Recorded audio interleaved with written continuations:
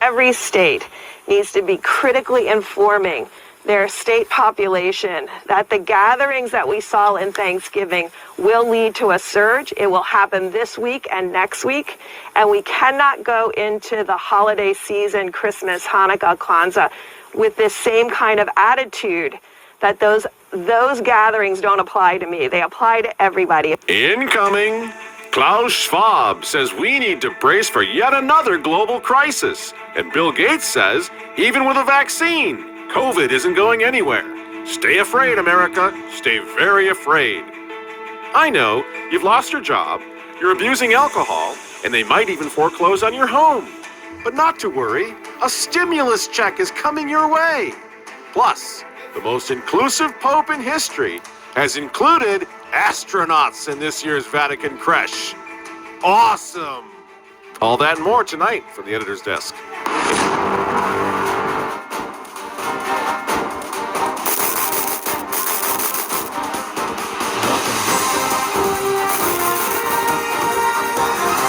Hello again, ladies and gentlemen. Michael Matt coming to you once again from the offices of the Remnant newspaper. Just a little housekeeping tonight as we brace for the end of this year from hell. Am I right? Oh, man. It's been something else, yeah. Maybe 2021 will be 2020 fun. Have you ever thought about that? Oh, the rhyme. A little rhyming, actually, to kick things off here. Here's the thing, friends. As you know, the Remnant is a physical newspaper as well as a video platform. And for the moment, we're still on YouTube.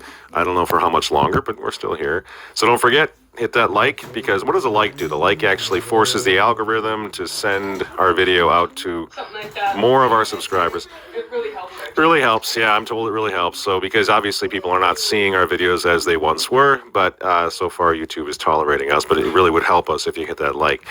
If we get thrown off YouTube, as we've been saying again and again, we're ready to move over to an entire new operating system over at Remnant TV, remnant-tv.com.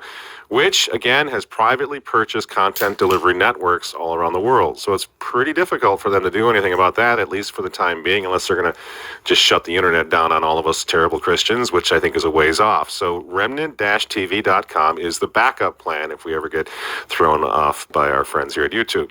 We're ready. We're prepared. You know, the thing is, it's kind of funny how God works. I mean, we've been expecting this for so many years. You know, we're a newspaper, and years ago people said, you got to get off that stupid newsprint thing. That's a dinosaur, man. You can't use that. And we stayed on it. We go to press every 2 weeks with a physical newspaper going off a web press. You can imagine how expensive that is. And we stayed on it, and I'm really glad that we have because, well, the news is tightening from the social media folks, and we need to come up with alternatives. So my goal right now is pretty simple. Heading into 2021, it's real simple, in fact. We need to make sure that we can stay connected, right, and keep fighting. We can't rely on leftist social media anymore. We need to become the big boys. We need to pull ourselves up. We need to put our big boy pants on and come up with alternatives instead of spending days, months, years, decades whining about what victims we are as Christians. I'm tired of being a victim. And so as I say, when it comes to YouTube, do whatever you're going to do, YouTube. I hope you let us hang out here, but we're building an alternative, and it's going to work. It is working. It's fully functional right now. You see? We have to do this. We can't rely on them anymore. Why? Because the plan was always to reset the media and to take down independent voices like ours here at the Remnant, just as they're now taking down small business in order to reset the world economy. The pattern has always been the same. And they were after independent journalists a long time ago. And look what's happening right now. Now that COVID hysteria has forced the entire world to go online, whether to educate your children, entertain yourselves, go to work, whatever. We're all online now. That's the new normal, you know? And now what happens with this techno-fascist Klaus Schwab of the World Economic Forum? He comes out and he starts issuing dire warnings that the new normal's digital infrastructure is under global threat of cyber attack. What a shock. Our reliance on digital services and infrastructure has exponentially increased due to the unprecedented connectivity which we have established now.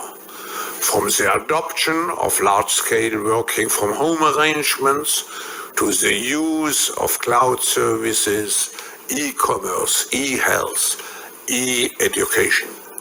We all know but still pay insufficient attention to the frightening scenario of a comprehensive cyber attack. You see how it works? So here they come again. Another big scare tactic, cyber attack. Man, and this is why, by the way, this is why here at the Remnant, we never let our physical newspaper be swallowed up by these guys. We never said, well, we'll just take 50 years of a newspaper and hand it to Klaus Schwab and Zuckerberg and these guys and let them, be the custodians of our independent journalistic voice. Of course not. We never did that. So at the moment, and in the future, the Remnant is not, nor will it be, controlled by anyone. Not Facebook, not Twitter, not even advertisers. We're not into advertising so much. We're into selling subscriptions the old-fashioned way. We got a product, it's a good product, and that's what we do here. Just this week, a generous donor who I had never met before, a guy way out on the West Coast, offered to match dollar for dollar donations to the Remnant received until December 31st of 2020, up to $25,000. That's a lot of money for us if we can double that. That's a ton of money. That's going to keep us very independent from whatever else they got planned as far as silencing the Remnant, silencing conservatism in the near future. So let's do this thing with this match fund. Just click the link in the description box below, donate whatever you can right now, and let's keep on keeping on. I mean, really, there's a war to be fought, and you know this. We can't let independent Christian voices in media be silenced as they want to silence us. We cannot let that happen. Now, you see the craziness going on. You just check out this, everybody's been talking about it. I can't not say something about the Vatican's nativity scene. Oh my goodness, yeah. What in the world, It's pretty funny. I mean, No idea. I think we got a little clip. Let's just take a look at a little bit of it and enjoy it.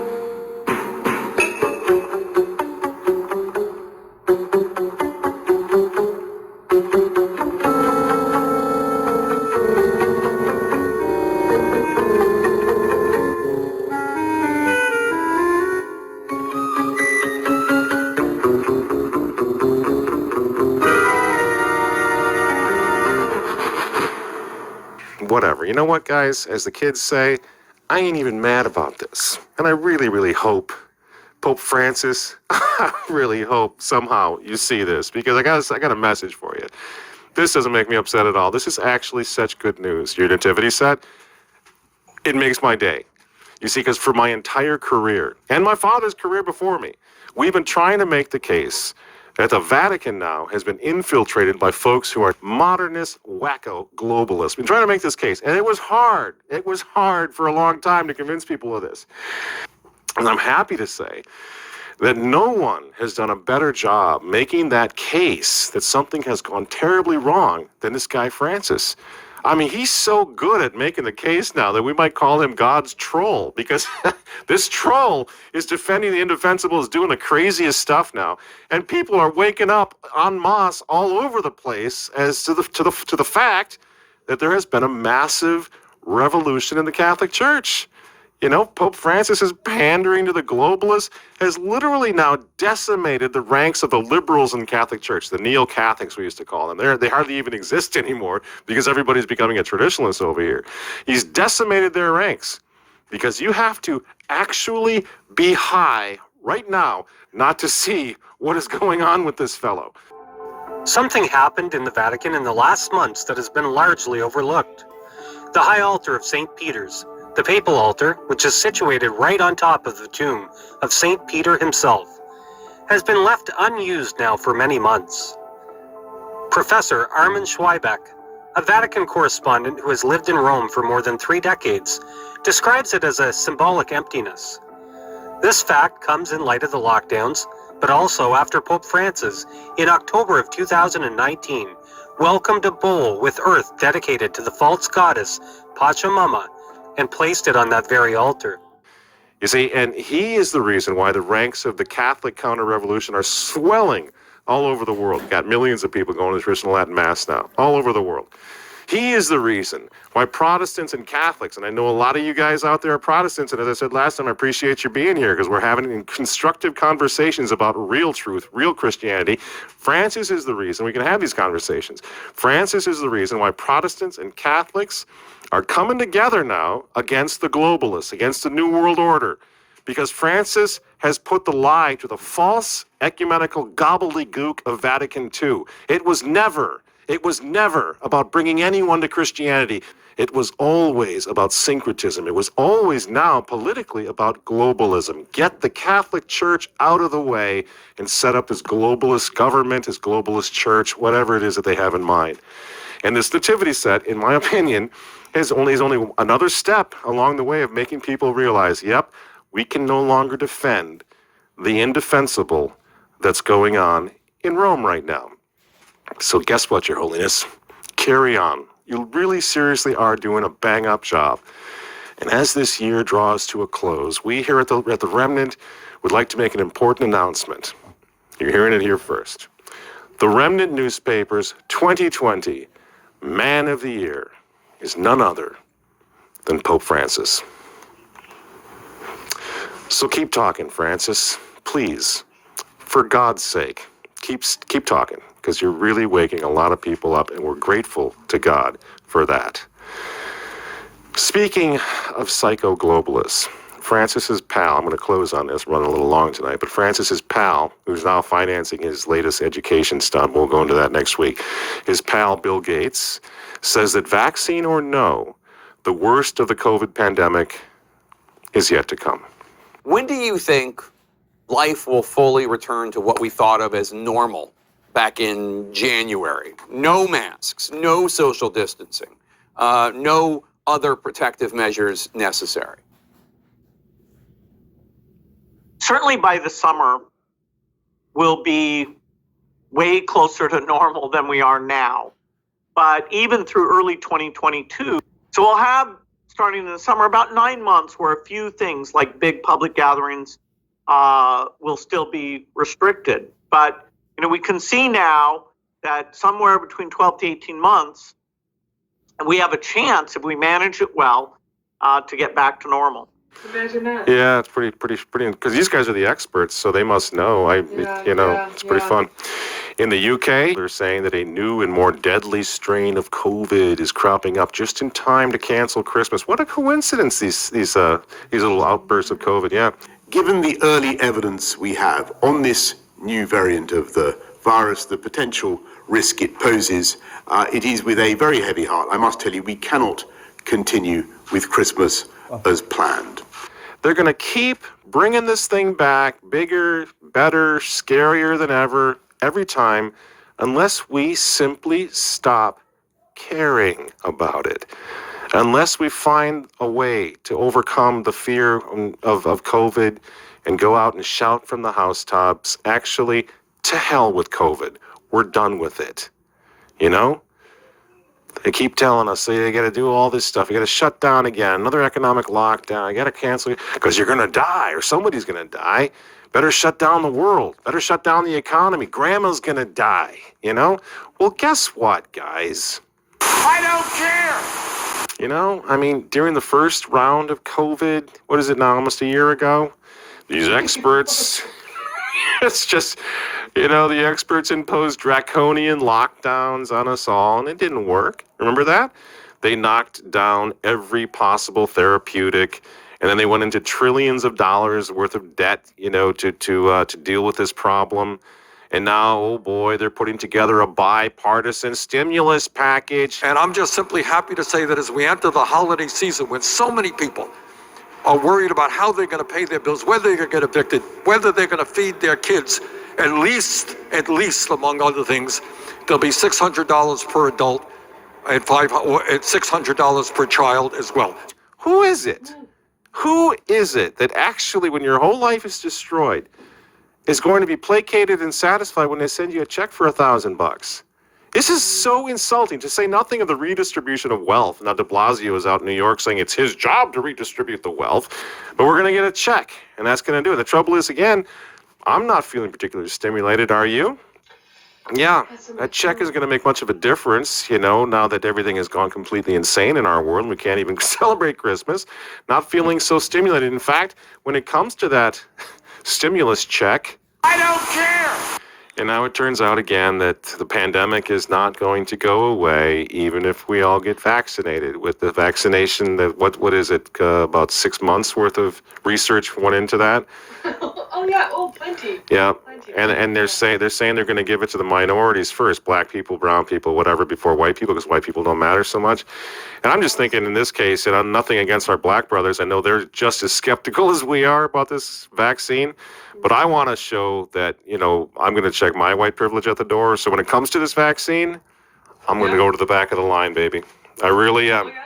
I have had too much. I've had too much in my life, and I don't want to be first in line to get the prick, So I'm going to set an example. I won't take this thing. Like maybe down the road, a couple, 2, 3, 5 years from now, if there's a little bit of that vaccine left, maybe then I'll take some, But I want to make sure everybody else gets it first. That's the way I kind of roll. But anyway, it's not going to do much anyway, according to the experts. Dr. Fauci, Field Marshal Fauci, of course, he tells us that we're still going to have to mask up, social distance, and wash those hands even after we get vaccinated. Here's Field Marshal Fauci. That even if you are vaccinated, it is recommended that you follow the public health recommendations of wearing a mask, staying distant, avoiding congregate settings and crowds, and washing your hands often. So you could get infected and have absolutely no symptoms, but you might have virus in your nasopharynx. Virus? In my nasal pharynx? My nasal pharynx? Really, Tony? I mean, that's awful. I'm terrified. Anything but that. Nasal pharynx. Virus, it'll bloom in there. It says, man, that is scary stuff. But here's the thing, Tony, about the virus blooming in my nasal pharynx. I don't care! I'm sorry. I've run out of rips to give. I seriously don't give a rip anymore. I don't care. And in all seriousness, everybody has to die of something. Dr. Fauci, seriously, nobody cares. Go down to Cancun, work on your tan, do whatever it is guys like you do, but we're moving on. In fact, we're launching, a brand new hashtag.